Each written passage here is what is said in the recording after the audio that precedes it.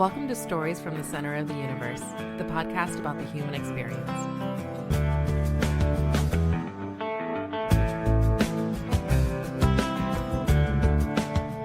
Barry Farmer, welcome to the Center of the Universe. Thank you. I'm glad to be here again. Now, yes, you are in Ashland. Yes, I've been around Ashland and traveling around with my friend Louise.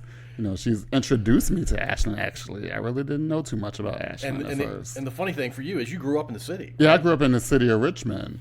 And we didn't get out to Ashland too many times from the city. I mean, there's a highway that connects the two, but there's not a lot, especially back in the day, there wasn't a lot that connected the two. Right. I think the most I did was come out here to the Ashland Berry Farms for the haunted house thing. And just get scared really quick and just head back to the city. Hopefully we'll make it out that long, dark road that leads to... I mean, the trip out there is scary. I know. That's what I said.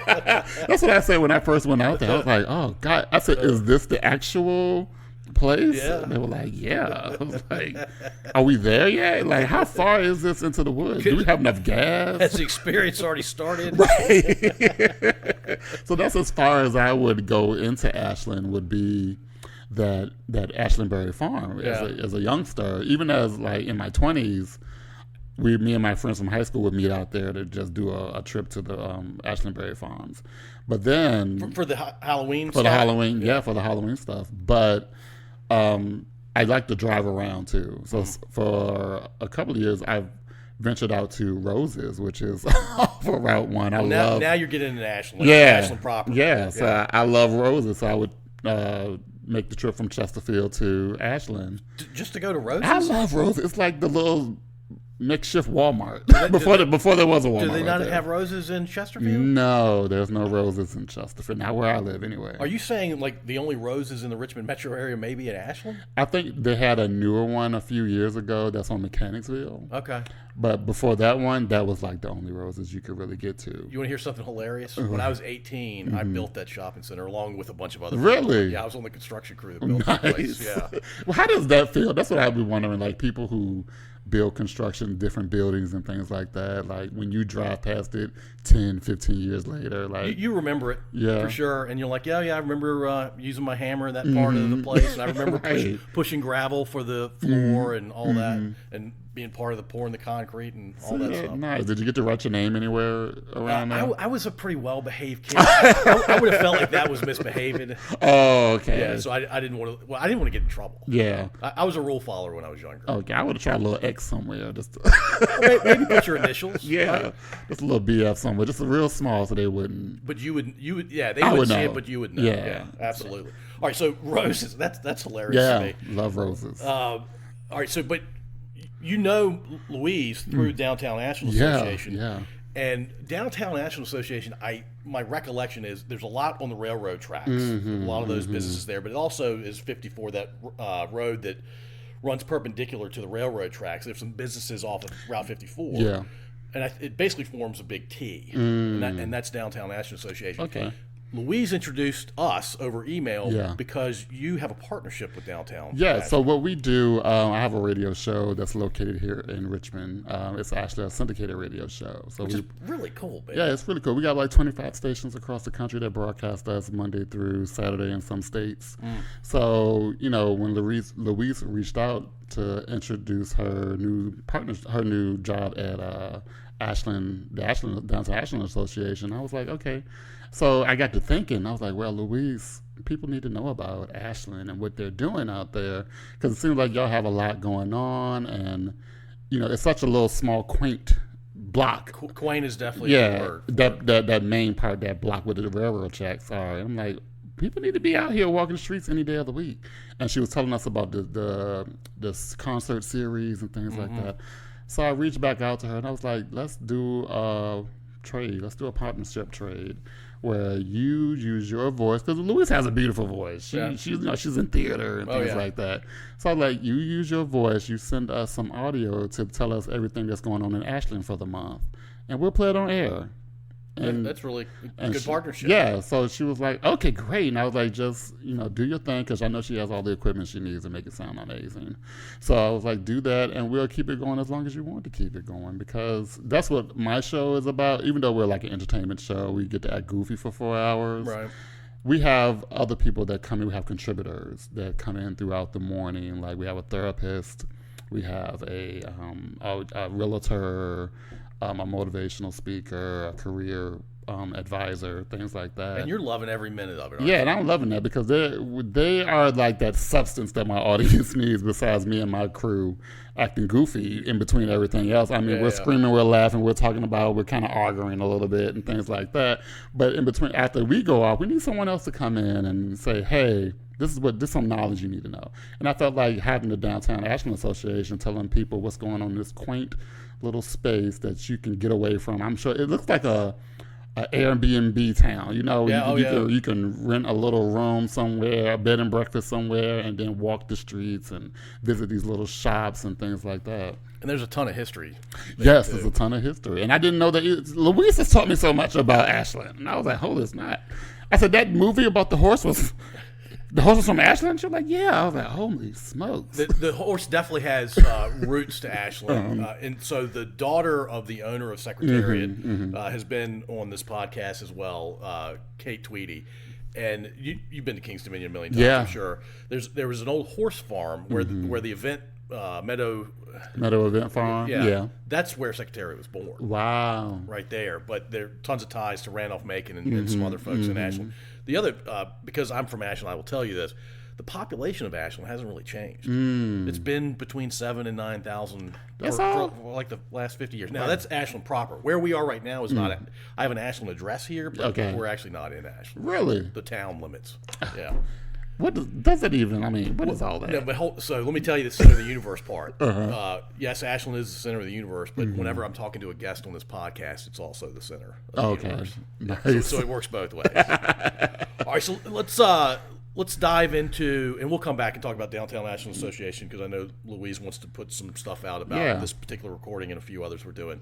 But I want to learn about you. Okay. And we talked before we started recording, and I cannot believe the story you told me about one of your.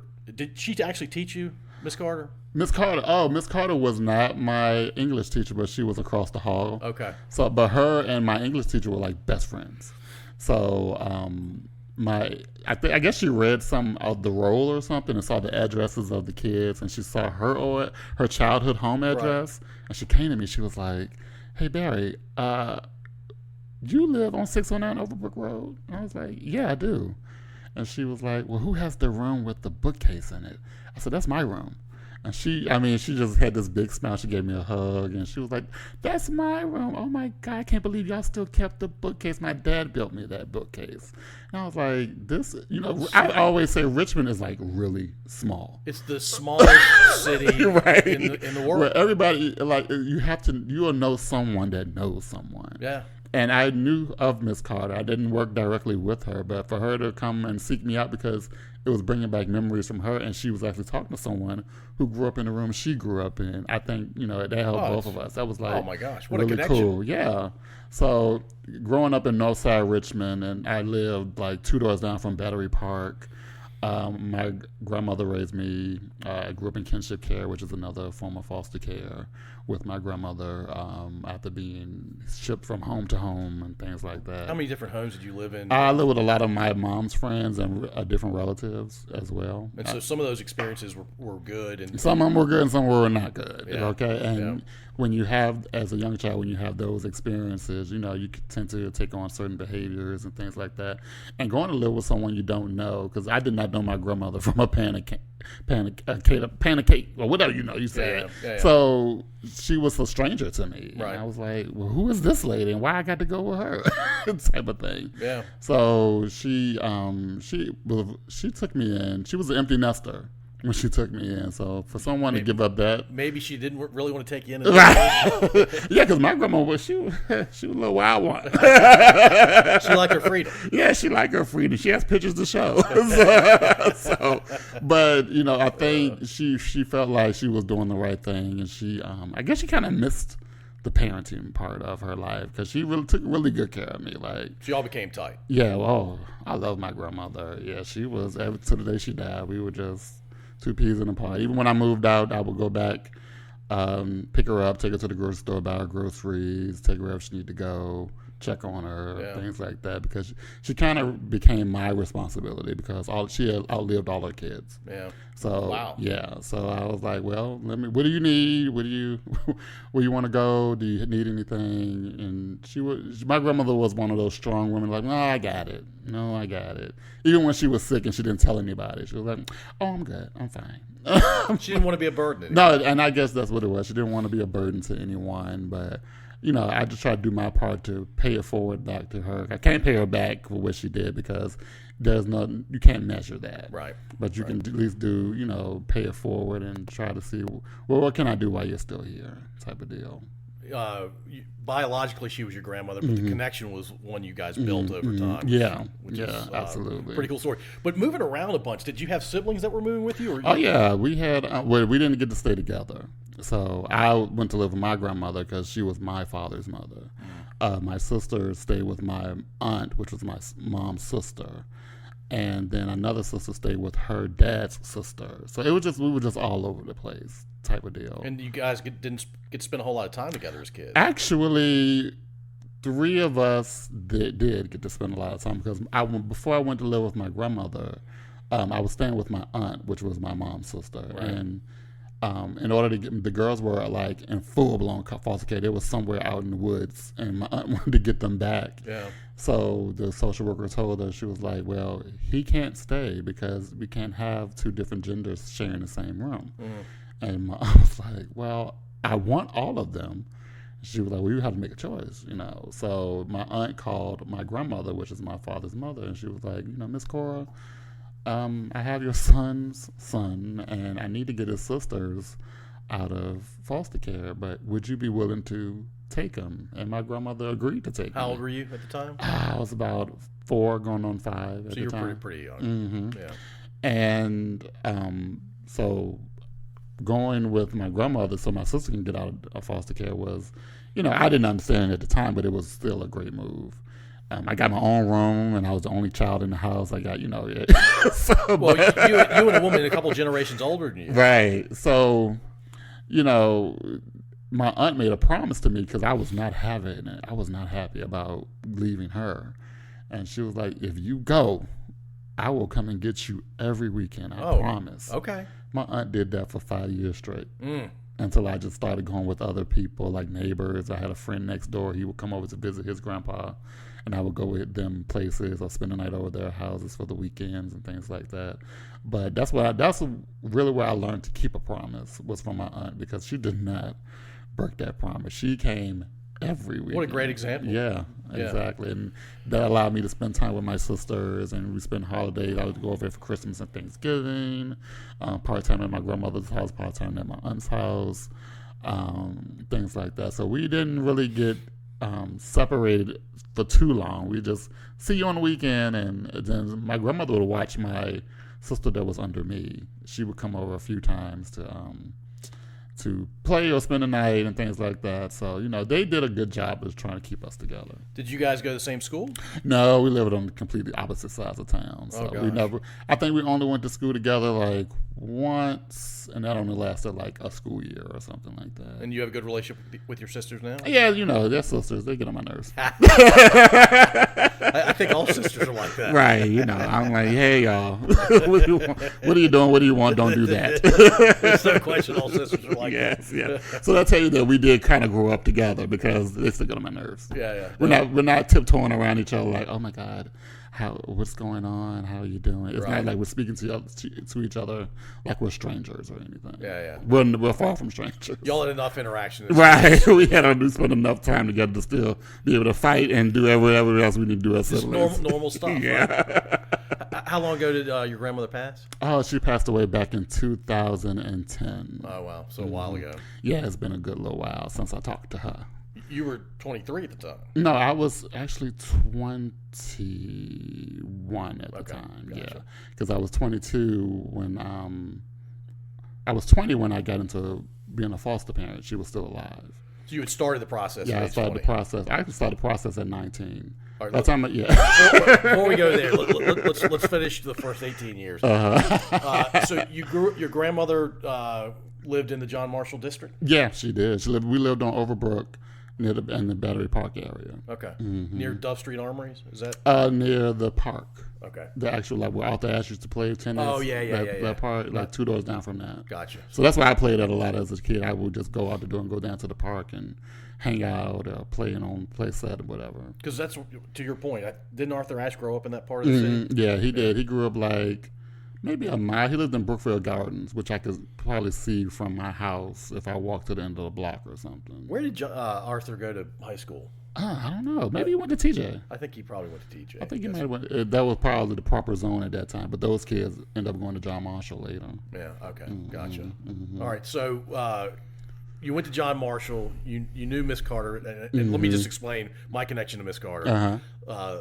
Her son and I went to high school together, and we played football together. Nice. And her son was a really good football player. I won't say whether I was any good or not. 'Cause who knows? But her son was a really good running back, and I enjoyed being on the same team with him. Nice. He ended up playing in college a little bit too. But every time I saw Miss Carter, and I never called her Lily into her face. I think when I would talk to Al, I would say Lily, and we'd kind of chuckle. But she was the sweetest, and smartest. Just she was a pleasure to be around. And so I enjoyed every time Al and I got to hang out. I knew I was going to see his mom. I remember her as like a soft-spoken woman. Yes, absolutely. All right, so John Marshall, what was that experience like going to John Marshall? Listen. When you grow up in the inner city, you know, there are things that have become normal to you.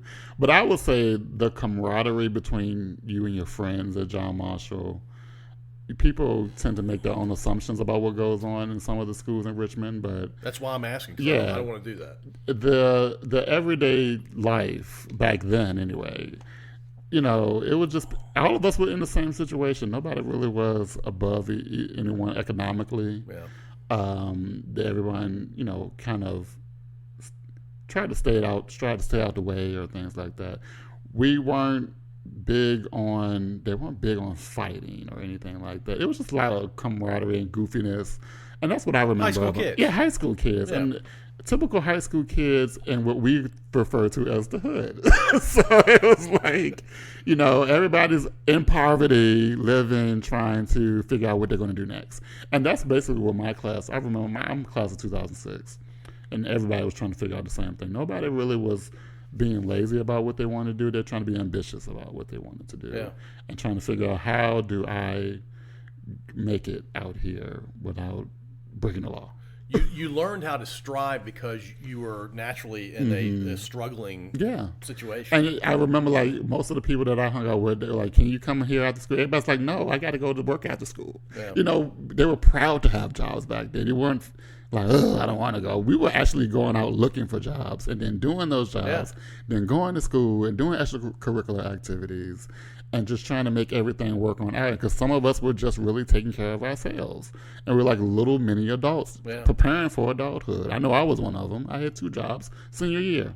So you were taking on stuff that people would take on much older than you. Oh, yeah, always. So, you know, that's what I remember about school is, you know, just the camaraderie, the goofiness of, even the people that you really didn't hang out with directly, they were still like goofy kids that like to laugh and hang out and play around. And you've kind of taken a lot of that mindset into your radio show. Oh yeah, that's what my radio show is. It's a morning show where we're just sitting around the table and we're talking like we're old friends, nostalgia talk or things like that, and just having the time of our lives, just giggling and laughing and pointing out different things that we wish we would have did better and things like that, and talking about things that are relatable to people. We're talking about how we hate traffic. We're talking about old Richmond, 6th Street Marketplace, what we used to do down in there. Yeah. We are talking about we talked about toilet seats one morning. I don't know how we got there. but everything's fair game. Right, everything is fair game at the table. And we're talking about toilet seats. And do you prefer the wood or the cushion seats? And everybody was like, cushion all day long. Cushion. And we're like, wood. We wanted the wood. Really? So, yeah. So I think it was one other person that wanted the cushion seats. Are you talking about like now or when you were a kid? When we were younger. Because I don't think they make the cushion. Do they still make cushions? They probably do, but you got to work really hard to find it. Yeah, Amazon it or something. You get anything to your right. house. Yeah. So I mean, that's what our show is. It's just us sitting around the table talking about everyday things that we go through, that we wish we had for ourselves, that we want for ourselves, any goals that we have. Yeah. We did, actually, me and two of my co-hosts, we took ourselves and put ourselves in the middle of a haunted house at the Hanover Farms last year. The one near 33? What is the name of it? It's called Hanover Farms. It's called... Is it the Hanover Vegetable Farm? Yeah, the Hanover Vegetable Farm. Yeah. We went to that one. We partnered with that one to be monsters for a night. That road leads into Ashland. Okay, yeah, it does. See, we're still hanging in Ashland a little bit. And it was just an idea. We were sitting there talking during one of the breaks, and I was like, you know what? Because we were talking about Kings Dominion and their haunt. I said, no, we need to go to one. They're going to let us come dress up as monsters and scare people. Did you record any of it, or was it just it's so dark in there. We recorded us going to visit before we started, which is on our Instagram. Okay. And we were just taking a tour around everywhere to get a feel of the place and meet the owners and things like that to see how we can make this happen. And the goal was to do it and come back to the table and tell our experience, because all three of us was in three different parts of the haunt. So I'm inside scaring people. Somebody's in a cornfield scaring people, which is one of the scariest places. And one was in another house scaring people, and we all had the time of our lives. We had no voice when we left. We could hardly move because we moved muscles we never moved. So once we recovered for a few days, we had to come back to the table and be like, let's tell you what happened at Hanover Vegetable Farm. That's great. Right. So, and that's what I like to do. But that's us getting out there in the community. That's us highlighting something that people may not know about. And it was tons of people there. And I was like, holy smokes. I wonder why that is, because it's a pretty rural part of the world. But they were coming out there just for that haunted house. They had like at least a few thousand people there that night that I was there. Wow. The queue, you know how you stand in the queue line? Oh, yeah. It was full. It was like you were waiting outside down the road. That's kind of wild to me. Yeah. So they do good business. Yeah, that's awesome. Let's go back to high school. You mentioned extracurricular. What were you doing outside of academics and working? Oh, God. Well, what I didn't do anything extracurricular in high school. I tried out for what they call a forensics team. Okay. Me and one of my goofy friends, they convinced us to stay back because they always saw us acting simple. So it's kind of like an acting thing or something like that. All right. So we stayed back one day. Forensics for acting. I was thinking like CSI. Oh, no, like forensics for acting. They would do some sort of acting or something. And we stayed back one day, and we participated, and we left together. It was like, because, I don't know, it was just something about it. It just wasn't for us. And, again, we had jobs. And we're not going to give up our jobs. So you were sleeping, going to school, and working. And I also volunteered at my old elementary school, which was A.V. Naro, which was in that area. Where I lived, and though that staff really, really wrapped their arms around me since the day I walked in that school in kindergarten. So being able to volunteer there with them, and then later on being on the payroll to work at the school with these same people that I've known since I was 6 was very, very important to me. And I thought it was amazing that I could be a part of that staff as someone who walked in there at kindergarten. Yeah. So I volunteered there in the before and after school program, just to get my foot in the door, because I did want to work with kids. Right. So one of the supervisors for that program, she saw me there every day volunteering with the kids, and she was like, wow, you're really here every day? I was like, yeah, I do. I do like it. And the women that worked in the program were kind of older. So I was like the Pied Piper that would get the kids all outside running around. You added energy. Maybe I added the energy. Yeah, I added the energy to it. And I remember after graduating high school, I went to work in a child care center. And I was working like a dog in child. I was like 50 hours a week. They will wear you out. Yeah, I was in there because I was planning on moving out on my own anyway. Right. But when I needed a second job, I saw with the supervisor somewhere, like at a store or something, and she walked in, she's like, where have you been? I was like, working? She was like, I've been looking for you. I want to give you a job. I said, holy smokes, I do need a job. I do need a second job. So it was like perfect timing, but building that relationship in high school just by volunteering and showing that I'm dedicated to the program, that helped me because I needed help at that time financially. I was like, okay, that worked out. Yeah. Volunteering does lead to places. People just don't understand that. Well, yeah, if nothing else, you form great relationships. Yeah, you form those great relationships, and opportunities can come out of it. So that's what I did after school and high school. Between I got paid to do tutoring at some of the middle schools in Richmond, and I worked at a Sbarro's Pizza in Willalon when it was a whole it wasn't an outside mall, but it was like right.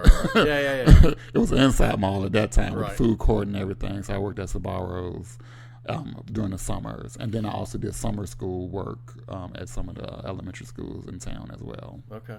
Was college ever going to be a thing for you? No, I was so sick of school. Even though I get it. Going to Richmond Public Schools, it was tough trying to get out of there. At one point, it was like you got to pass these SOLs, you got to do this, you got to do that before you get your credits or whatever. Like I'm so tired of this.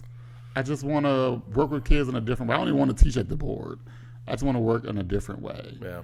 And I just got some certifications. Became like a behavior counselor in schools. Oh. So my job was to go in there and correct behaviors and make sure everybody did their work and protect the teacher from different types. And these were elementary schools? Yeah, these were elementary kids. Yeah. I started at this, what is called Dominion Academy. And it was like an alternative school for those who couldn't go back to traditional school. So I started there in the high school program.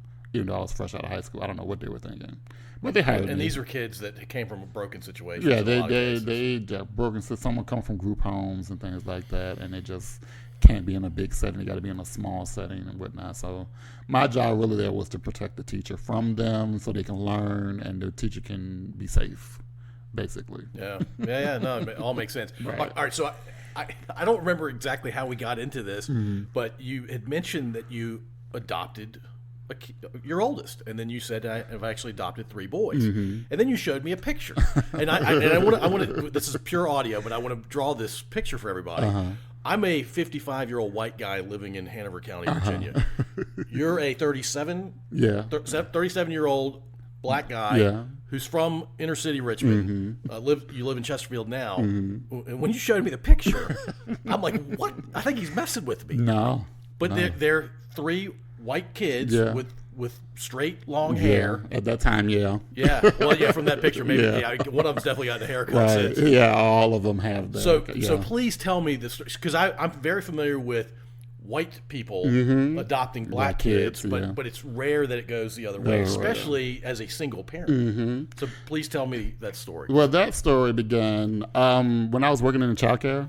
I was tired of working in childcare, so I decided to pick up. You remember they had those employment guides? Back in the day, you just pick them up out of a newsstand or whatever. Yep. I wanted to be a truck driver. I wanted to drive the CDL. So, that was probably my way into that. So which program can I get into? Because it was full of those ads. Right. But in there was a ad that said, hey, become a foster parent today. Must be 18 years old and up. I was like, oh, do they really mean that? Yeah, because I can't wrap my head around a 19-year-old. Like the 19-year-olds I knew when I was 19 had no business adopting a kid. Well, so my logic was I was already mentoring a few boys in the neighborhood where I grew up on the weekends and taking them to different places and whatnot. Also was working in childcare every day with all types of kids with behaviors and whatnot. And I just go back home and I'm by myself. So I was like, well, let's see if they mean this 18 years old and up. So I called and I scheduled a meeting and interview. And I ended up getting a meeting with the actual director of the program, because usually you do like a social worker or something like that. Right. But this particular time, the director was doing the interviews. So we're sitting there, we're talking, I'm telling about my life and, why I feel like I can do this. I'm in no rush to do it. I just want to be available or whatnot, and on the way in there, I was like, "Oh, I hope she doesn't ask how old I am right away, because I just want to talk to her first." Right. So you don't want her to have any preconceived. Right. I looked really old too. Like at 19, I still look 30. Did you have the beard? I had the beard and everything. So we're talking at the end of the conversation. She was like, "Well, I didn't ask how old you were." And I said, "Well, I'm 19 going on 20." And she was, dumbfounded. She was like, "Oh, wow." She said, well, here's the thing. I believe you can do this. And I want you to do this. And I think you need to do this. And I was like, okay.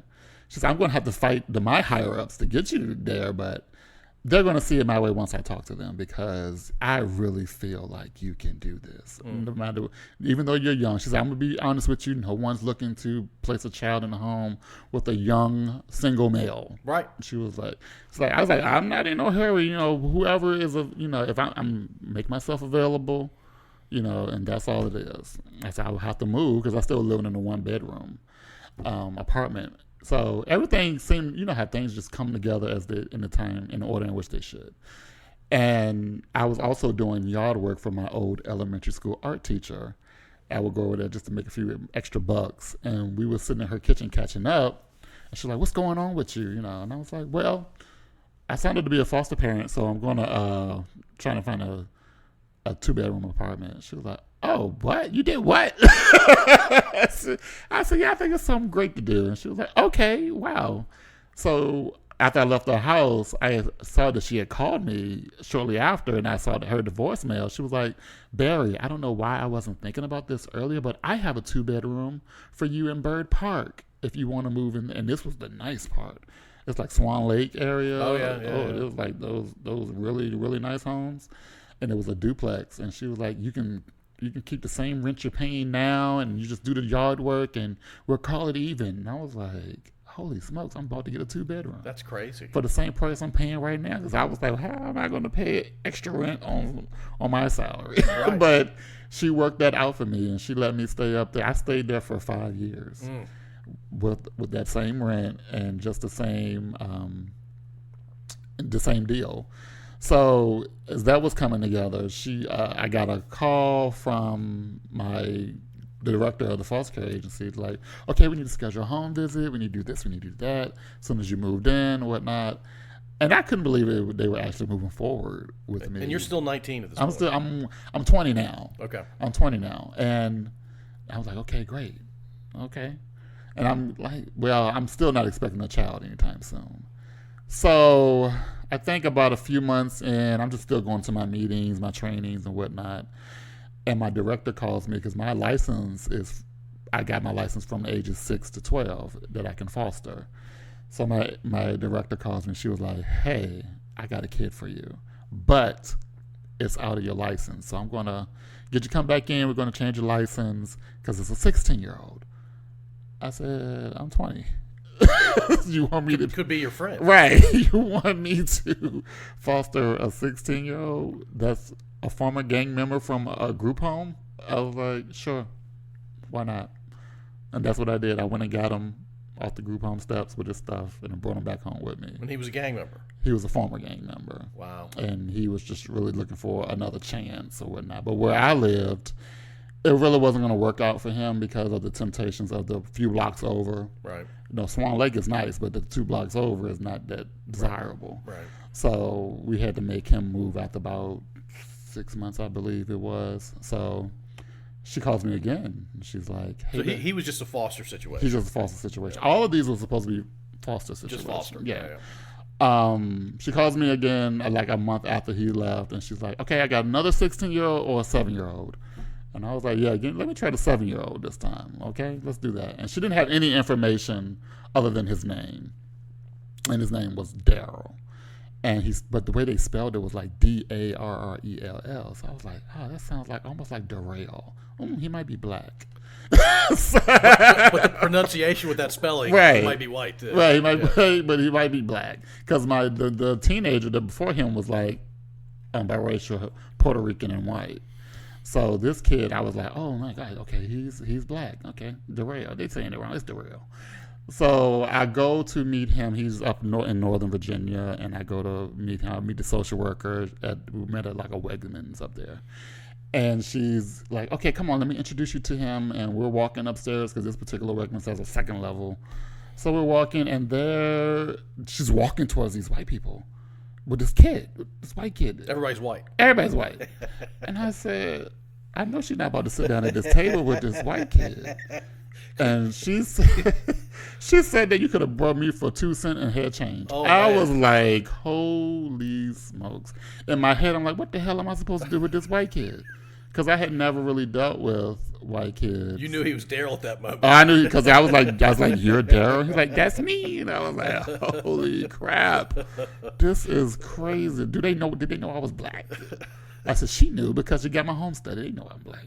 I was like, it was just so new for me, and I knew it was going to be a learning experience for me, and that's one of the real reasons why I wanted to do it, because I knew it would be different. Yeah. It would be something for me to learn, and I could easily take care of a black kid, but a white kid would kind of be like a challenge. It would be like learning different things. I knew nothing about how white people get their hair cut. I go in there like, I want it even, and they know exactly what I'm talking about. White people go get their hair cut, and they're like, you want 3 inches off the top and something on the side. You want to use this blade, that blade. I'm like, lady, make him look like Justin Bieber. I don't know. I do not know. But for him, the plan was always for him to go back home.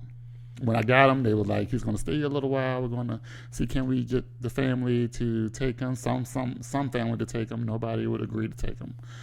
And I watched as the social worker told him that he would not be going home, which was very hard to watch. And even though I've been through it myself, being on the other end of it is like, gosh, now how do I comfort this without putting my feelings into it? Because this is really about him right now. He needs a comfort right now. He's just lost whatever was normal to him, type of thing. But before she left, she looked at me. She was like, would you consider adopting him?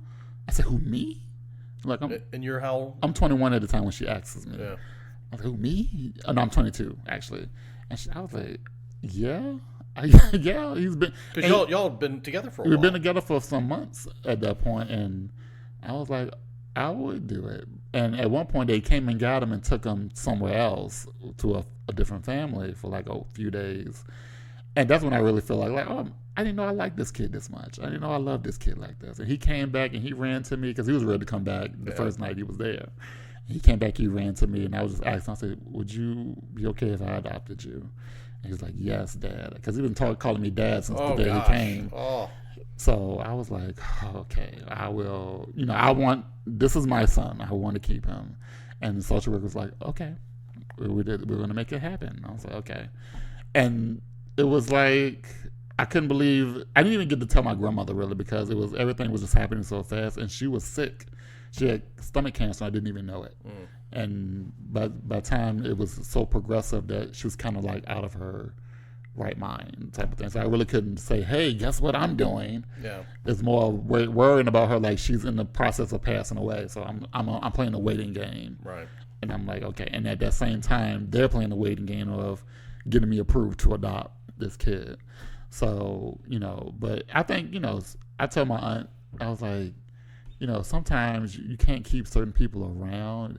It's like the universe makes room for others. You want this person around, but you have to make room for what's new that's about to come. Yeah. And how can you handle that much energy? When my grandma was a character, and she loved that little boy. I mean, I remember when I used to pick her up and take her to the store, and I would run in there for her. I'll come back because my windows would be all fogged up because they don't talk to each other half to death. so and when she was like in her hospital bed in her house, and I left him outside because I didn't want him to see her like that. That's not who we met her as and whatnot. Right. And she set up for like the first time in a long time. She was like, don't you ever leave him outside and not come to see me. You go get him right now. I was like, okay. It made her feel right. I mean, and to see, because when I first took him, the first day he was with me, and I took him over there to meet her. And I didn't tell her he was white. I was like, I got a new foster kid. You want to come meet him? He's outside playing in the back. And she came downstairs. She stood on the back porch, and she looked. And my grandmother had this real distinct way of talking.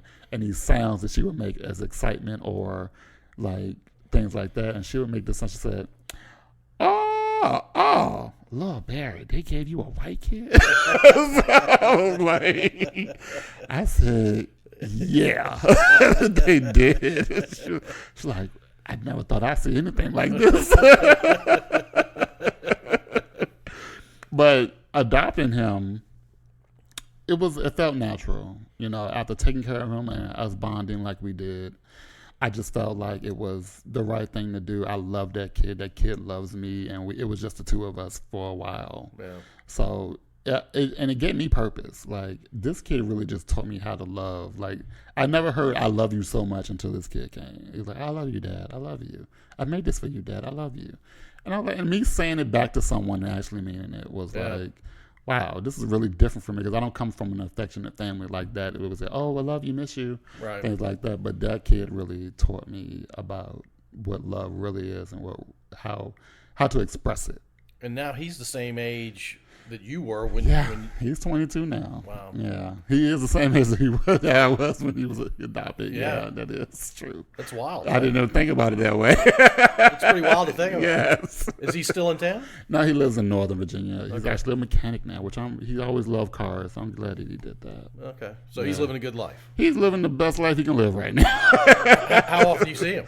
I see him probably every few months and things like that. I might go up there and see him, or he might come down here. Yeah, but he's a full-fledged adult now. Yeah, full-fledged adult. You know, adulthood is not for the weak, and he knows that now.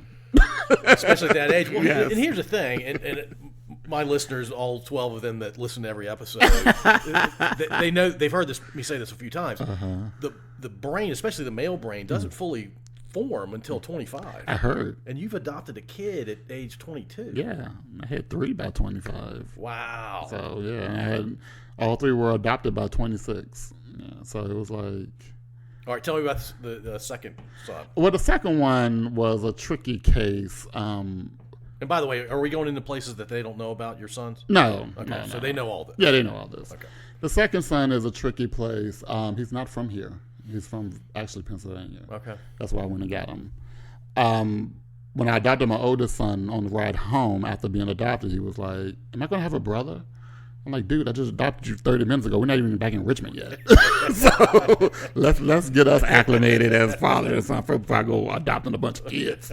So I just couldn't find a match in Virginia for some reason. Nobody was taking me serious anymore as a single male, even though I have adopted a kid, you know. So I joined. It's funny how the same system couldn't do it twice in a row. Right, they couldn't do it twice here at that point anyway. Yeah. So I got on this site called Adopt US Kids, which I'm an advocate for, spokesperson for now. And I got matched with this kid that was in Pennsylvania, and I waited a year for him to be introduced to me. And I went up there and I met him for the first time. And one of the first things he says to me as we were pulling out this board game to play, he looked at me, he was like, "You know I'm African American, right?" I said, "Shut up, me too." Wow. So it just let me know that he really wanted it. You know, he's like, it's kind of like, I'm tired of this situation that I'm in. I'm just ready to move on. Yeah. And I wanted him to have that family. And where he lived like almost borderline New York. It was way Pennsylvania. And I would drive up there. It took about 9 hours to get up there. You're not in Philly or Pittsburgh. No, it's past that. Yeah. It was like, you're in the country. Yeah, it was Amish. Right, country Amish people. So I wanted to be committed to him. I wanted this for him. So I would drive up there every 2 weeks for 6 months. Just to see him and spend some time with him, and I would talk to him on the phone every day after school. And how old was he when you met him? He was 8 when I met him. Yeah. So, and then I talked to him before he went to bed at night. I write him letters because he's like, "I never get any mail. Everybody gets mail here, but I don't get mail." And I was like, "Well, I'm gonna send you some mail. I'm gonna send you a letter, and I'm gonna send you like a piece of candy or something just to make you feel like you got something." You have a giant heart. I just see it as, someone who's being there for other people, when you feel like no one else is around. There are not a lot of people like you, Barry. I wish there were a lot. I wish everybody. If that was the case, we probably wouldn't have foster care anymore. We wouldn't have wars. We wouldn't have wars. Yeah. Because I always feel like looking out for people is the best thing. It becomes a dangerous situation when you feel like you're alone. Yeah. And when you have an 8-year-old that feels like they're alone and nobody's caring for them, nobody's coming to see them, things like that, that's a recipe for disaster. Yeah. And no child deserves that because they didn't ask for it. Right. No child in foster care created the situation that they were in. It was irresponsible adults. So being there for my sons in those moments made me feel like I was just doing the right thing for another human, you know? And for that son, I wanted him to have that family structure, no matter what it looked like. You know, maybe you didn't grow up with a mom, but you did grow up with a dad that was present, that was always there when you needed him. You can call. His room was right next to my room. So, Yeah. you know, there were nights that mornings I woke up, he was on the floor in the room. I was like, when did you get in here? So, but it was like a comfort thing for him, or things like that. So, and I did enjoy being a father. Like that role was important to me because I didn't have that. Right. And I wanted to do everything opposite of what my father did or what my parents did in general. I wanted to be a better example of what a parent is and how to be present in their life. Like in the time my sons were involved in, like, you had a football game. If ain't nobody else cheering for you, I'm out there. I'm driving you down, waiting for you. I'm catching colds, sitting out in the rain at practice with you and things like that. I just wanted them to have that experience. I don't want them to have that same childhood feeling of being just the odd man out in different situations. I wanted them to have a different experience. You're the second person in the last 2 weeks to tell me I just did the opposite of my parents, and I think I'm a pretty good parent because I did the opposite of what they did. Yeah, and I feel like I was a very good father. My kids didn't want for anything. I was always there for them. If anything, you know, I try to teach them how to be men and be, you know, to take life very seriously, but have fun in between at some point of your life. I feel like I tell them all the time too, like, find a reason to smile today, laugh today, because it can't always be that bad, you know. Right. And with my middle son, it was just, you know, someone who needed people to be around, and I wanted that for him. What's his name? His name is Xavier. Xavier. Yes, he's now in the U.S. Army. Did you? I'm going to ask you a couple more questions about that. But did you know he was white before you met him? Yeah, I did. The interesting part of his name was they sent the paperwork over with his picture, and his name on the paperwork was Deontay. And I said, yeah, that's probably a typo or something. There is no way this kid is named Deontay. But then I thought back to, I saw a kid on the photo listing that was white, and his name was Lakeith. So I was like, okay, well, maybe maybe his name is Deontay. Yeah, so I mean, between Xavier coming and then my youngest son kind of came like right after him, like after he moved in. It was I think it was one of the trainings. The director walked up to me and she was like, The same woman? No, this was a different agency. The director walked up to me and she was like, "Oh, Barry, do I have a kid for you? He is 4 and he is a handful." And I had just got my middle son, who was a handful at that time because he's getting over some traumas and things like that. Yeah. And I was like, I am not interested. No. She was like, "Barry, just think so he'll fit in right with what you got going on." I said, I said, "You see what I'm dealing with right now? I'm trying to get this kid acclimated." So I kind of felt bad, though, for saying no. So when I was going to bed that night, I was like, well, God, if that kid is really meant to be with us, then you will send them back. But the answer is no for right now. So about 3 months later, she calls again. She was like, "Barry, I need a favor. I need you to babysit a 4-year-old. I said, "Is this the same 4-year-old that you were talking to me about in December?" She was like, "Yeah." I said, "You really going to put him in this house?" So she was like, "Yeah, I think we're going to have to move him." I was like, "Oh, come on." So I went to meet his current foster mother at the school and pick him up because I agreed to keep him for a weekend. And he was just the cutest thing you ever saw. And I was like, "Oh, you probably hard-headed." Ooh. I was like, but I brought him home. I didn't tell the boys I was picking him up. I just brought him home. How old were the other two when you brought him up? They were like 10 and 8. So you already had your hands full. Yeah, I had 2 boys on the regular, you know. They're knuckleheads. Knuckleheads, yes. So this kid, this 4-year-old, was like a little old 40-year-old man. I mean, he was... his voice was so deep he could speak clearly. As a 4-year-old? As a 4-year-old. And he had a sense of direction. Like, I never met a 4-year-old that knew where he was going. I know 40-year-olds that don't have a sense of Right, direction. because I was leaving to pick him up, and we were driving down the street, and I passed the block where he lived at the time. He was like, no, you need to turn around. My house is that way. I said, I said, you sure? You're like, yeah, we live down there, that street. And I said, yeah, but you're coming home with me for the weekend, okay? He was like, oh, okay. And I was like, this kid knows where he is in the city. That's crazy to That's me. nuts. So Yeah. I always thought he was just very intelligent, but he was still like this old man. And when the boys got home that day, they were like, who is this? And this baby here. And he just stood up with his little hands on his head. He was like, hi, I'm Jeremiah. And they were like, hi, Jeremiah. And they were kind of taken aback of how well he communicated with them, and he could talk and, understand what they were talking about. And I was like, yeah, I'm kind of impressed with that myself. Yeah. So I sent them back after that weekend. Then they called again. I had to watch them again.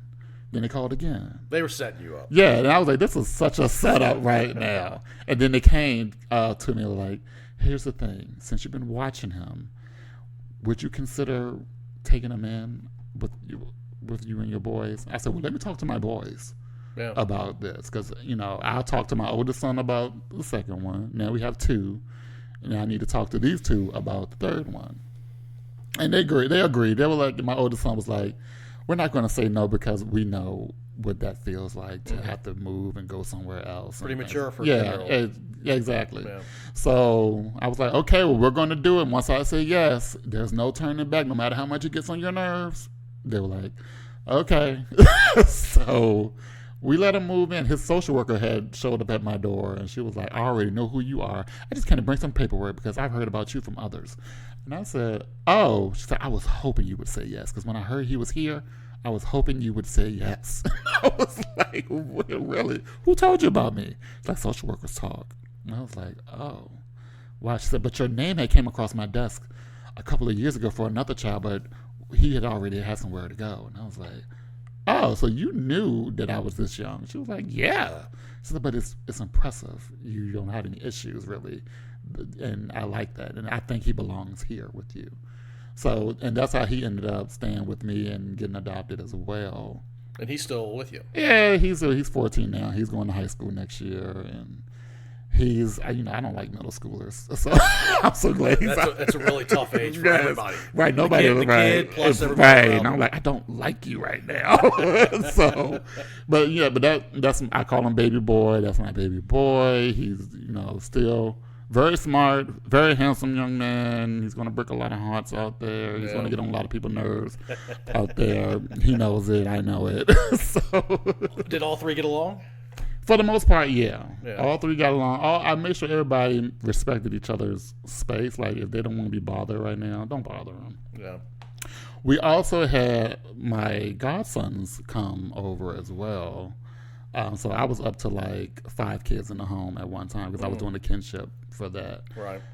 And they were like, my godsons were like the exact same age as my older 2 boys. So I had 2 9th graders and 2 7th graders at the same time, plus the baby. Yeah. And then I had another set of godsons that would come over on the weekend. So now I'm at like, what is that?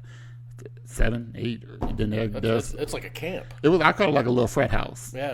Yeah. So that's all it was. It was just a bunch of boys wrestling around, farting, and eating up everything. That's all it was every weekend. They can do all that. Right. And I think my kids enjoyed it too because it just gave them, that sense of just outside of each other, they can hang with other people as well. Has there ever been any challenges for your sons or for you because you're black and they're white? No. I hear from my friends who, like, on Instagram, they're like the foster care influencers who are black, who adopted white kids. They've had some issues and run-ins in public. I have not. And I don't know what that's about, living in Virginia, that they lived in, like, Tennessee, North Carolina, and stuff like that. People will stop them and say, you're kidnapping this kid. Whatnot, but nobody ever said that to me. Nobody ever approached us or anything. Isn't that wild? The city of Richmond, that was the capital of Confederacy. Right. And it's come so far. Right. So I was like, and when I hear about their horror stories, I'm like, I'm really glad no one walked up on me like that, because I am not going to be nice about it. Yeah, as you shouldn't be. I would flip the script, and my boys would too. Yeah. So that's my dad. These are my sons. Right, and they whatever they want to do, I'm gonna let them do it to you. Yeah. So I'm glad nobody ever did that. But we had, being that transracial family, that's what we refer to it in our world of adoption, as a transracial family. Yeah. We've had some great opportunities because of it. Once the media got a hold of us, it was kind of, a little opportunities here and there. We got to work with Disney at one point. Oh, that's cool. We took our first flights to California with that. All of us were nervous. But it was an experience. They got to go to Santa Monica Beach and things like that and work on a real set and whatnot, so I can just talk about them like I'm doing right now. Yeah. And but just all that media attention to raise awareness. When I first did it, it was more to advocate for the older children who are in foster care that need adopting. And when you say older, teenagers primarily? We're talking about 6 and up. Okay. Yeah, gotcha. so because they tend to get left to the side. Everybody wants a newborn baby. Maybe a toddler. Little toddler and whatnot. I can't stand them personally. But you never had to deal with it. I worked in childcare, and I would just get the heebie-jeebies when my boss would be like, get such and such a break in the infant room. I was like, I hate being in here because they cry and I don't know what they want. They can't tell me. Right, they can't tell me. So I've never been a fan of infants. And people are like, are you going to have your own kids one day? I'm like, these are my own kids. I'm not playing father. I am their father. Right. So, these are not my imaginary friends that I don't conjure up that you can see. Yeah. We are real, So I really feel like with the media bringing that light on it, it just gave a gateway to others who are doing it too. Because once one thing goes on fire, everybody needs to find their own people to garner up, their viewership and whatever. Now I get it; it's fine. It comes back to money for a lot of people. Yeah, it comes back to money for a lot of people. But my part was the advocacy, like to see, hey, y'all forgot about foster care. Y'all forgot about the older kids in foster care. And even on my show right now, we partner with Virginia Kids Belong to take their videos that they do that helps older kids find homes.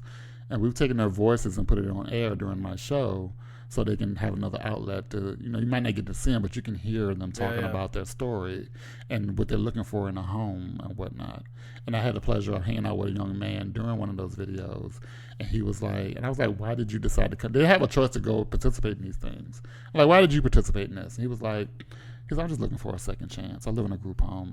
I just want one more chance to try to get it right. And I was like, wow. Okay. Then I'm hoping that you get that, that chance, because he seemed like he was really sincere about it. Advocating for himself. Yeah. So, that part of my life of advocating and being in the media about it is kind of died down because I died it down a little bit. Because I have a whole radio show. I'm more than just the black guy that adopted white kids. I'm funny.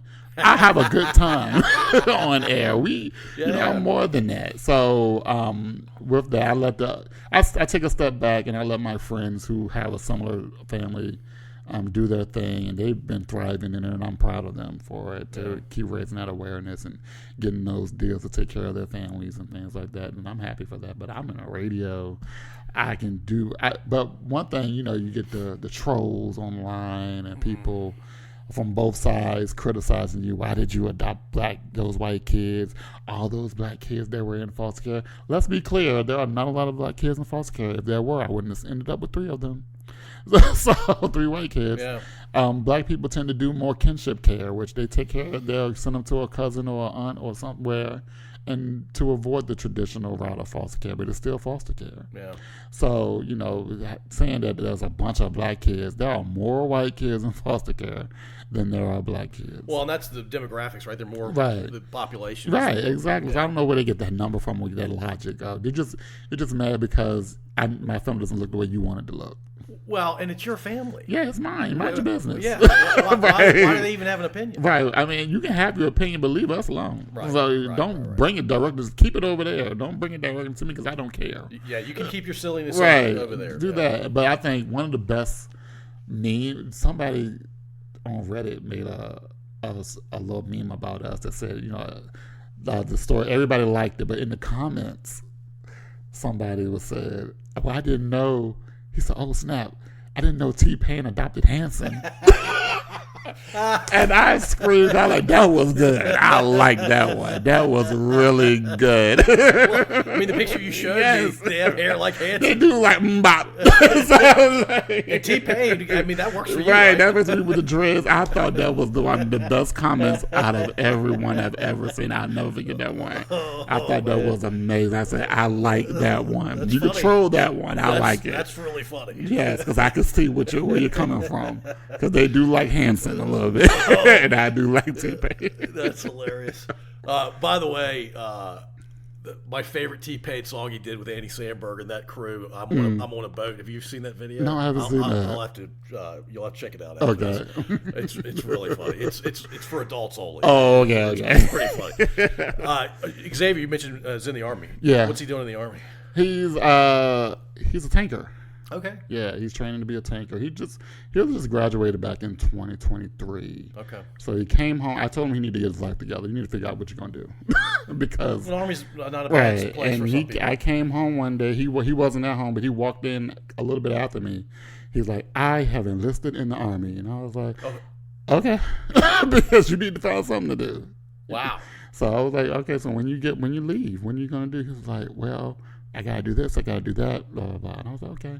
And I was kind of happy for him because he is someone that needs like that structure in his life, and you could do room and board. Most people his age. Yeah, so I'm like, okay, this is great. This is great for him. So he's at Fort Benning now? No, he's Knox? He's in Texas somewhere. I keep forgetting the base. It starts with a C or something. But it's like when he got there, he still had to do another. When he got to Texas, he still had to do another hour and a half flight to where the base was. So I'm not sure. Texas is a pretty big state. Yeah. So I don't know exactly. I got to ask him again what base is that. There's Sam Houston and there's Bliss. Maybe Bliss. Something with a C, I believe he said. It might have been one of the smaller bases. Right, it might be one of those smaller ones. Yeah, but that was a good move for him. And my oldest son Jackson, he's doing exactly what he planned on doing a long time ago. He's just getting to it, but I'm glad he's there now. Yeah. To being a mechanic, because he loves cars. We used to go to car shows and everything when he was younger. And he just go crazy over the features and He's things fascinated like that. by Yeah, it. just love cars. Yeah. So I'm like, he had a little detailing business at one point where all my friends would book him to come clean their cars and whatnot. He had a nice little setup. He was driving a Toyota Camry out of it. It was like, I don't know, he got it done, and the cars look amazing, everything. He would watch the news station cars and everything. Wow. So he was doing really good. Oh, man. That's great. All right, let's talk about the radio show. How did it start? Well, I made a post on Facebook that says, dang, because like I said, I'm funny. I like to have a good time. And I was like, dang, I should have became a news reporter or a radio personality. And so I just started researching and seeing what are the entry levels can I make this happen.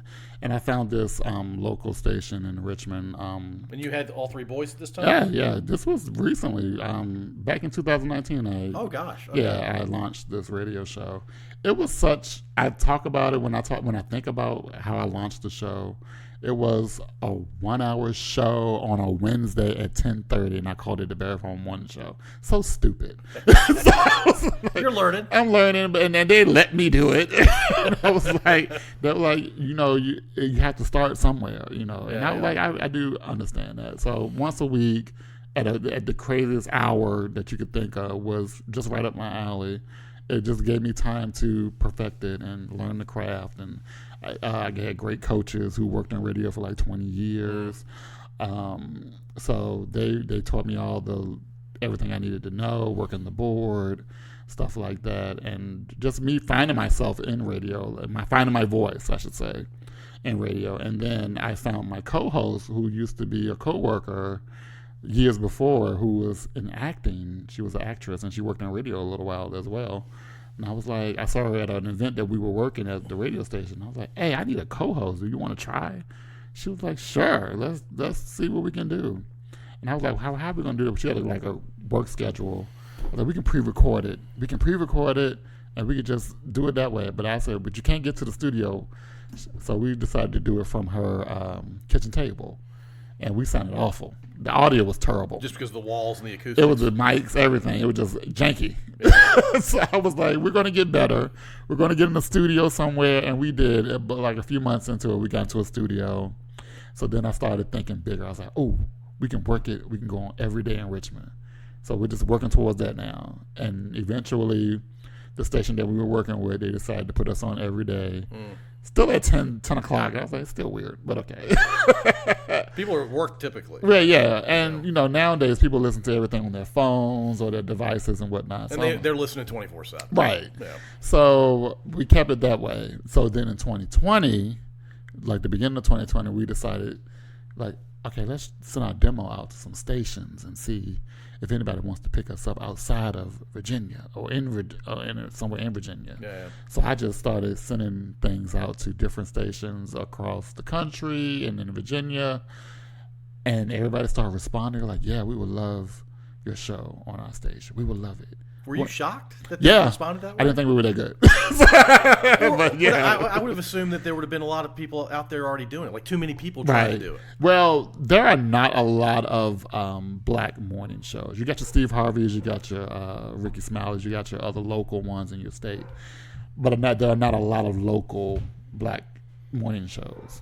So I was like, okay, well, we're getting yeses, so we got to really work harder now. We got to put out more content. And when you say yeses, were you getting like 5 yeses or was it like 25 yeses? When I first sent it out, I sent it out to like 10 stations. 7 said yes. Wow. Yeah. 70%? Yes, 7 said yes, we want it. So I was like, I wasn't expecting them to say. I wasn't expecting to hear anything. So this was like February, March, and we're gearing up we're pumping out content in the studio to get ready to distribute. And then March comes and the pandemic hits.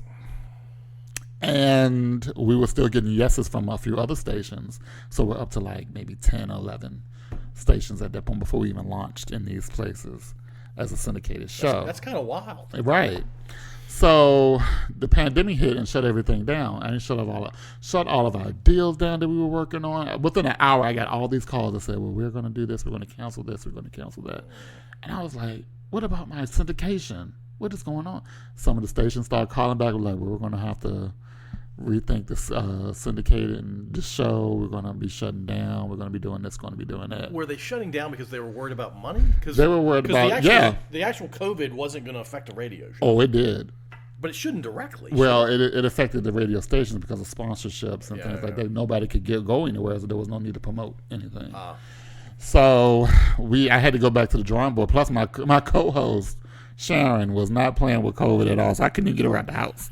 So I was like, a lot of people had that reaction. Yes, I couldn't get her out the house. She won't let nobody in the house. So I'm like, okay. So about a month into COVID, I called her. I said, listen, we're losing our syndicates that we just got. We got to figure out something. I said, get your gloves and your mask and come to the studio. So she was like, okay. And we disinfect everything. We talked to everybody over the phone that was a guest or whatnot. And we started distributing the show to our syndicates. And we've been doing it ever since. Wow. Yeah. And you're loving it. And we're loving it. And at that time, we were picking up like maybe 1 or 2 stations a month. Then we'll work with those ones. Then it's like a word of mouth thing between the stations. They're reaching out to us like, hey, how can we host your show? How can we do this with your show? Can we carry your show? And I was like, and I would say to me, there's a big difference between white radio morning shows and black radio morning shows to me. And the thing is that I feel like sometimes there is a kind of a negative undertone on the black show that's about picking on this and doing that and talking about each other. Well, if I listen to a pop station radio show like Elvis Duran or something like that, right, they're talking about being kind. They're talking about past experiences like we do as a African American show. And I'm like, I want to be that for black radio. Yeah. I want to talk about being kind and doing the right thing. You want to be uplifting and things like that. So, some people were like, oh, we don't like that. I'm like, well, don't listen. Because I want to change the way that we do things over here. It's not fair that over there they can joke around and do everything. Everybody loves it, and we want to do the same thing. And people are like, oh, that's corny, type of thing. And somebody said that once. They're like, oh, we feel like that's corny. I'm like, well, look. Then it's just don't listen because we're not going to change this because we there's enough negativity going around. You're not going to make everybody happy either. Right. We can't satisfy everybody. And people who listen to us, they're always saying that they're cracking up. If my friends are listening, they're like, you are so stupid. You're so stupid. Y'all are crazy. But that just tells me like we're changing that narrative of how we interact with each other on air. Like I can still tell one of my coaches, oh, you need to shut up. You're being so simple right now. Yeah. And we're all laughing about it. Nobody's really getting offended or anything like that. I'm like, this, and now sometimes I'll be like, this show is so stupid. Like, all of us have issues. This is crazy. So, and I think that's what's unique about the show is when you look around the table, there are just so many different people from different eras of time. Like you was think a typical morning show with me, I would have a bunch of 30, 40-year-olds. Yeah. But I have a 26-year-old, I have a 30-year-old girl who keep us up to date on things like that. I have Sharon, who's older than all of us, and she can. We won't say Sharon's age, though. Sharon's a proud 53. Oh, she's a proud 53. She's my generation, right? So, and then we have like our my celebrity entertainment, who keeps up with everything that's going on, and she kind of talks about the good things that are going on. She doesn't talk about the negative things that's going on. She talks about what they're doing good in the community and things like that. Then we have another guy who does the sports, and he chimes in on our conversations as well. He's hilarious. The stories that he has going on, I'm like, this dude is absolutely insane, and I love every minute of it. So, having those different personalities around the table that are so differently unique. But it all works. But it works. It's like that secret sauce, I feel. Yeah, that's awesome. So how many stations are you on now? I think we're at 25. That's a lot. Yeah, I feel like that is a lot. Yeah. That's a lot. And, I'm not really looking for any more right now because it's a lot of work, too. We have to make sure that we're, fresh, even though we recycle some things and whatnot because we take time off and things like that. But, having people say yes, like they like the product. We're marketable, as a show. That you're not going to offend people, not going to offend any brands.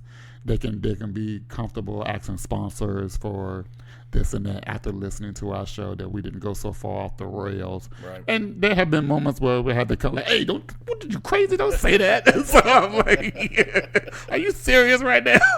Cut your mic off. Let's go. So, but other than that, I always tell them, before we get on air, like, all right, let's be marketable. And we get to talking because, that's how you get canceled by not, being marketable and being conscious of the people that have feelings and things like that. Even though you can't protect everyone's feelings because we do have our opinions on certain things. We just leave them off air all the time. Yeah, I mean, the world seems to be more sensitive, and I don't know if it actually is or not. Because social media is so prevalent. Sharon has said so. She was like, and the midgets. I said, you can't say midgets. Like, you can't. They're little people. And we all said, she's like, what? What happened? But that's how she grew up. That's how she grew up. Yeah, exactly. So that goes back into the different person and the different eras that everyone grew up in. And the mixing of that is great. Right. And it just works out for everyone. And then for us as a African American based show to be welcomed by some pop stations across the country too is very big for us because it's big for society. Yeah, I was like, really, y'all want pop station want us? They were like, yeah, we love that. That's great. Oh, holy smokes! I mean, but we keep it in that marketable thing, like to say that we're not going to offend anybody. We have our own opinions and how things work and how we feel about things because we do have debates at the table too about how things work and who's right and who's wrong. But everything we feel like. When you think that way, everything is subjective. Taste is subjective. What you see is subjective. What looks good to someone else might not look good to you. Right. What tastes good to someone else might not taste good to you. And we all understand it at the table. Like, oh, I love that stuff. Ugh, I hate it. Stuff like that. So when you say at the table, so you've got the people that do the show with you. Yeah. We have a studio. That are on air. Yeah. On air. Are there off-air people that have influence over what happens? Or is it just you and the three folks that do the show? when I say at the table, that means my crew. We have 6 of us Okay. that are cast on the show. Oh, it's that big. Yeah, so we have our own remote studio in Chesterfield, Okay. close to my house. So we come in and everybody brings their own topics. I want to talk about this. Can we talk about this? Because we want to make sure we're marketable. Right. So I'm like, I listen to it. I'm like, yeah, sure, we can flip that. We can do that. Because I can't think of everything on I can bring all the content myself. Yeah. And even like with the young man, Don, the producer, who's like sits right next to me and makes sure everybody is like, hey. He's actually one of my mentees Okay. from back in the day. I've known him since he was 9. So he's like 25, 26 now. And when he heard that I was working in radio, like, oh, can I come? I'm like, yeah, but you can't say anything. But he ended up starting talking anyway. So, and he's like, always been an amazing kid. So we always like having him around. So it was like he's just another part. I don't know how you ended up on the marketing, but hey, you're here now. So get in the picture, take a picture. And we absolutely hate taking photos with him. First of all, he's the smallest guy. He makes all of us look big. And then he's athletic. He can do handstands and jump up in the air. And we're just looking like, ugh. So when you're not there with the show, what are you doing? When I'm not doing the show, I'm actually just networking around town, and I'm doing my advocacy thing with foster care and adoption. I'm doing brand consulting with small businesses around town, helping them, find their niche and how to communicate with their audience and whatnot. So that's what I'll be doing. And I'm like, if it's not radio, then I'm kind of like marketing or something like that. All of us have a job to do outside of radio. Radio, you're not getting rich off of radio. No, I don't know. I don't care what level you're on. You can be super duper at iHeart. Nobody's getting rich. You got to find something to do outside of radio as well. Yeah, that makes all the sense in the world. Right. Are you going to adopt again, you think? No, I'm retired. I'm retired, and I don't think I could. I also found out I was suffering from heart failure. Oh, gosh. So I stayed in the hospital a couple of years ago, and I had to get a defibrillator pacemaker put in. Yeah. So I don't think you're too young for that, man. Yeah, but I'm glad I adopted early, so I got all that out of the way and was able to still be a father and things like that. Kind of scared the kids though when I went to the hospital, but I don't think I would qualify to be but I don't think I don't have the health to deal with the level of care that those kids needed. So I'd rather advocate for those who are semi-healthy to take them in and things like that. Cool. Downtown Ashland Association. So it sounds like you're doing some spots for them, which is really cool for Downtown Ashland. Does anything go the other way? Does Downtown Ashland do anything? Well, we just decided. I was like, just give us one of those sponsorship packages, and we'll call it even. Okay. So whenever they're doing something, if they have like an event or something, we might get to set up a table or something. Or we do this podcast or anywhere we can be featured in Ashland. I think that's included in that. Okay. Nice. Which seems fair to me. I mean, we do a plug for you, and we get to plug ourselves at your event. Okay. And I experienced Train Day for the first time last year. It's too much. Man, it's too much, man. I'm from Ashland. I grew up 2 blocks off the tracks.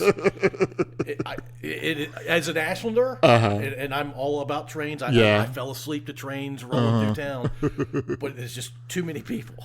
I was surprised of it. It was like 20,000 people out there. It's too many people. And I was Lou had made me like one of their social media influencers that shows you everything that's going on Train Day. And when I got there and I had to catch a bus to the actual place, but we ended up walking because the bus was taking too long. So but you still had to walk away. Yeah. So when I actually made it onto the grounds of the festival, I was like, holy smokes, this is amazing. People travel from all over the world. I know. It was someone that was from like Massachusetts down there. No, there are people from England and Australia. Really? Yes. Wow. Yeah, it's wild. That was my first time. I didn't even really know anything about it until me and Lou got reconnected when she took the position. I was like, I didn't know they did this. And then the train rode through a couple of times. People probably went crazy when the train came. I was like, and I looked and I was like, I've never been on a train, but I want to get on the train one day. Being on trains is great. I mean, seriously, because the Ashland train station, it was open when I was a kid, then closed down when I was in my 20s. Oh, okay. Then it opened back up. I think it stops once or twice these days. But my family would take the train from Ashland, Virginia to Brattleboro, Vermont. Okay. Wow. Yeah, and we take it up to New York sometimes too. Really? It's awesome. It takes about 6 hours by train and by car if you don't experience a ton of traffic. Okay. And so it's the same amount of time to get up there. That's what I was thinking. And you don't have to worry about driving. Exactly. So I think in the near future, me and my baby boy, since it's the only one I got left, you definitely want to take him maybe to DC or something. Yeah. But no, it's an hour and a half train ride. Yeah. Nothing. See, that's cool. Yeah. Because I just never been that close to trains before, and everybody was just so excited about the trains and the transportations and everything. You can't see it from here, but there's an old. I'll show you on the way out. There's an old chair over there. Okay. It was my grandfather's office chair. He worked for Richmond, Fredericksburg, and Potomac Railroad. Wow. So and Amtrak. He worked for Amtrak before he retired. That's nice. Yeah. See, and I just want to have that experience one day. For some reason, my older son was like, "I'm not getting on the train. I'm not getting on the boat." And I was like, "Well, I'm not going to even waste my money taking you because if you're so adamant about this, then I don't understand what the Why would he I try don't know. once? It was just one of those weird phobias. I don't know. Yeah. But that's wild. So I have plans to take me and my youngest son to just drive because he wants to go to DC. He doesn't remember going to DC, even though he has been before. Yeah. Went to the zoo, but he didn't go to like outside the White House or the Smithsonian or things like that. So I want to take him up there. You walk from the Lincoln Memorial all the way to Congress. Oh, okay. That mall area, it's gorgeous, and there are a million things to do. Yes, that's what I need him. I need him to experience that. But Ashland, it just I jumped on the idea as soon as I thought of it and had Lou get it approved and whatnot. I was like, this is just a great idea. It's something that people should know about. And so many things go on around town. People swear there's nothing to do around here. But there's so much if you just keep your ear to the streets. There's so much going on around. Yeah, just talk to people. Just talk to people and figure it out. Especially family things. Ashland is one of those family towns where you can just walk around, go to the eateries, train day, and all the first 4 Fridays, I believe it is, and things like that. So, we want to be a part of that in any way that we can. I'm sure we can't get to Ashland all the time, but we can have Lou talk about it every morning, telling us about what the events are coming up in Ashland. Does she do it every morning? Well, she sends in her, it's like a commercial. Okay. So she sends in everything that's going on for the month. We play it every morning. Wow. Yeah. Wow. And I think we play it on the local station outside of our show as well. And I want to be clear about Train Day. When Train Day started, I was a young adult, I think, or maybe closer to middle-aged adult. And I know what Ashland is like as a kid, and I basically live in the area now. The idea of having that many people in that small of a town, it's personally not the thing for me. But train enthusiasts or people that don't understand the whole train vibe, they should definitely check it out. Oh, and I love the model train. I always love model trains. So when we went to that section, there's a massive store right there. Yeah, we went to that exhibit with the model trains. I was just sitting. I was like, "Hold on, Lou, I'm gonna be a minute because I love this stuff." So for whatever reason, I don't know. It's just one of those fascinations I had when I was younger. You should set one up. Well, here's the thing about me too. At my home right now, this pandemic opened up a lot of ideas for no reason. Yeah. I have, what is it, like one of those little model doll homes in my house? Yeah. You put the furniture. Yeah. So I found one on Facebook for like $10. It's huge. And I've been rehabbing it. And just making out, putting in floors. You enjoy it, don't you? It's kind of relaxing. It's therapeutic too, yeah. probably. Yeah. And I met a guy who was out here somewhere. He had like a whole museum of these doll houses. Miniatures and things like that. And I walked in, and I felt like I was in heaven. I was like, I just love looking inside, looking at the detail and things like that. So like, this is, people, I talk about it on my show too, and my co-host was like, you do what?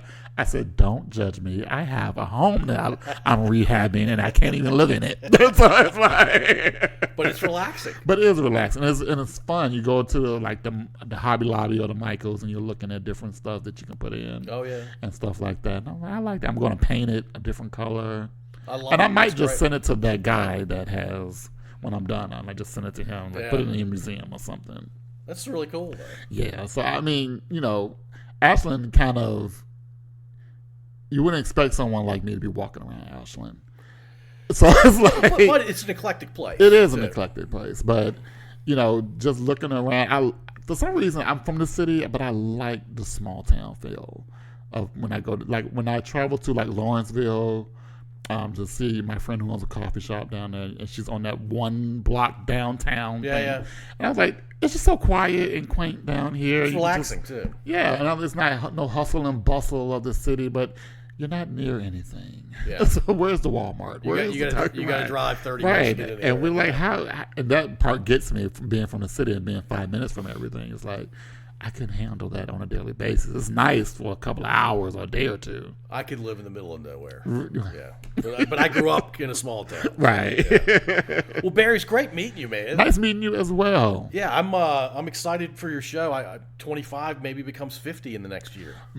Maybe so. I hope so. Yeah, that'd be really cool. Yeah, to put us all on the waves of the big guys. Well, I mean, seriously, going from 0 to 25 was probably harder than it would be to go from 25 to 50. Right. Yeah.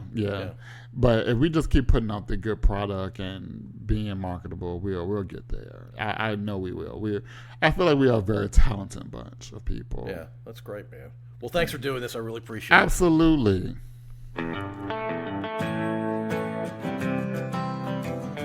Thank you for listening. If you enjoyed this episode, please subscribe to wherever you listen to podcasts. We'd also really appreciate if you'd rate and review us. You can find us at scodupodcast.com.